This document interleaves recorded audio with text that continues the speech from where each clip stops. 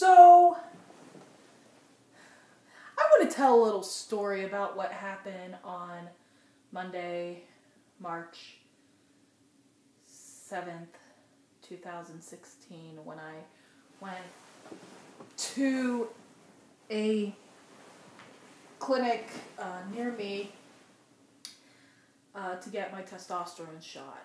Now, for those of you who have not seen my life update videos, parts 1 and 2, I am almost 1.5 months on testosterone.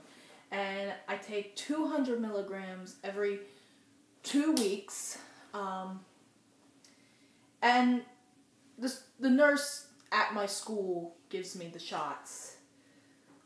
Simply because I've never had to give myself a shot before. I have no experience giving shots, so I'm like more, and I'd rather have a professional or someone who knows what they're doing. So, before I went on spring break, on March 3rd, I stopped by the nurse's office to pick up the testosterone so I can get the shot in Pittsburgh, which is where I'm from. And so what they did was they gave me the medication. And what they did was originally they were going to put it in a separate plastic baggie and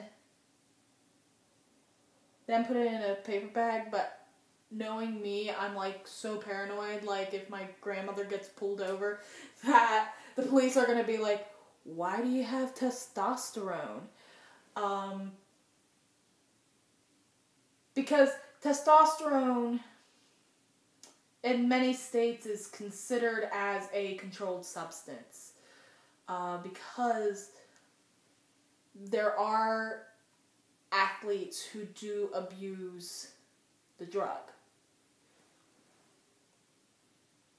And I think according to the FDA,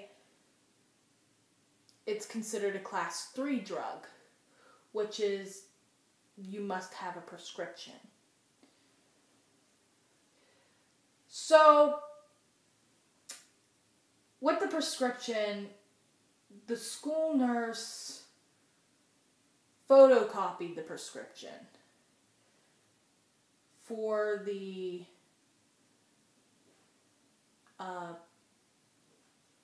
doctor, the original script. Photocopied it. Now, that made me a little skeptical, so I was like, do you still have the bag that it was in, the little plastic bag that it was in, that had the prescription on it?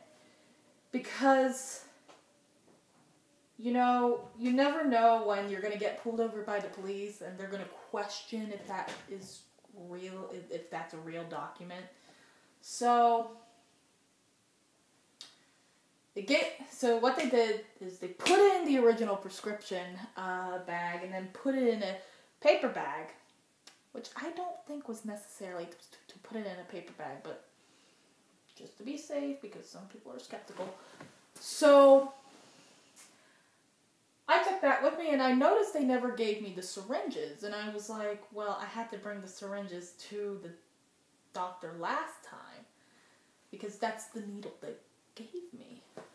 So then they said that the doctor in Pittsburgh should have those kinds, because it's a stereotypical, standardized shot needle. But knowing me, I'm like,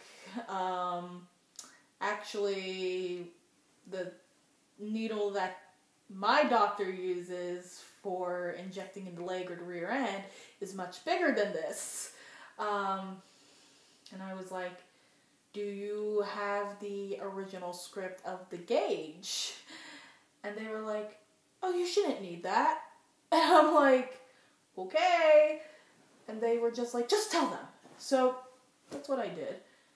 And what happened was when they filled up whenever I went for my shot on Monday the 7th,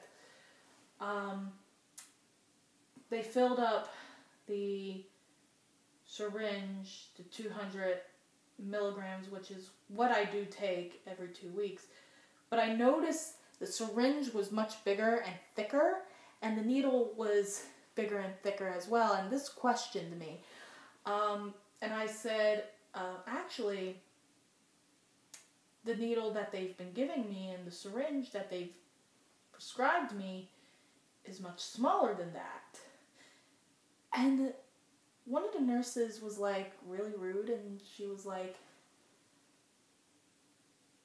well, it's for intramuscular use. And I'm like, yeah, but it's also used for transitioning. And one of the nurses was like, oh, really? And like obviously didn't know that endocrinologists tend to prescribe a smaller needle and a smaller syringe for transitioning and for testosterone, and they do the same thing with birth control too. So they were like, so what, did they have to put it deep in? And I was like, no. It's like any other shot.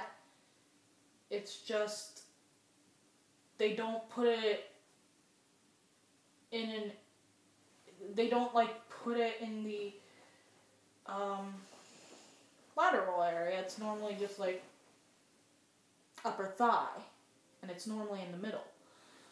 And they were like, well, you should be fine with this. So I was like, okay. And I knew, because I've had those needles like put in me before, those bigger needles, when I was younger, and it was in the rear end because I had stomach problems when I was younger. And I was really nervous that it was going in my leg, so I had to hold the other nurse's hand. And it hurt like a motherfucker. It really hurt. It was in my left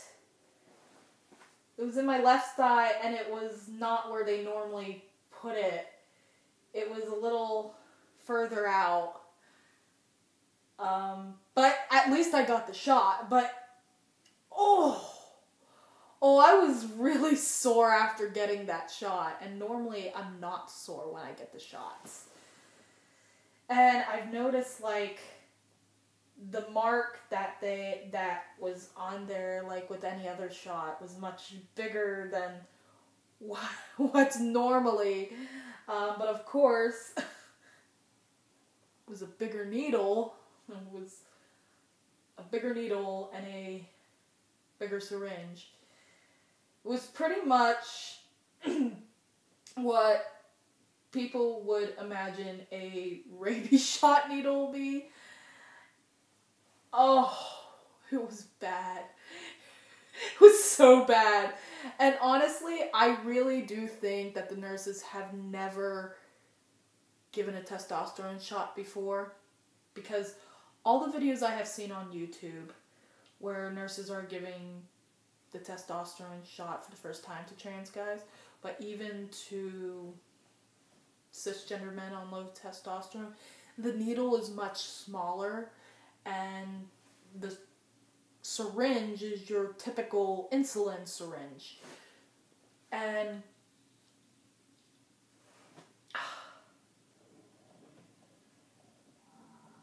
I'm like, why the hell did they give me a needle that is stereotypically seen as a rabies shot needle? But yeah, that was painful. Normally, like, whenever I get the shots, I don't have to leave a Band-Aid on for more than a certain amount of time. This one I had to leave for much longer until it went down. So, that's my horror story of the testosterone shot, but I've never had many horror stories involving the testosterone shot, you know, except for maybe one time where the nurse accidentally hit a capillary. But of course, apparently, with any shot, turns out 1 in every 20 you're going to get a bleeder. And that's for someone who takes shots constantly, whether that's allergies, birth control, or testosterone or whatever. Apparently, there's going to be a bleeder in 1 in every 20 shots. So don't worry, it's perfectly normal. But I think there needs to be more communication whenever you're going out of town and seeing a nurse to give you shots, because you may have those kind of nurses who give you the wrong needle and the wrong syringe, but the right dosage, but just use the wrong kind of syringe and needle, because those can be really painful. But other than that, the shots are going great. It's just this one time it hurt like a motherfucker. Excuse my language, by the way. Hopefully I'll have some update videos. I'm not going to do like monthly updates, but hopefully maybe one of my friends will be willing to do a video with me and we do like a Q&A. So yeah. I'm trying to make more videos. And that's it. Bye.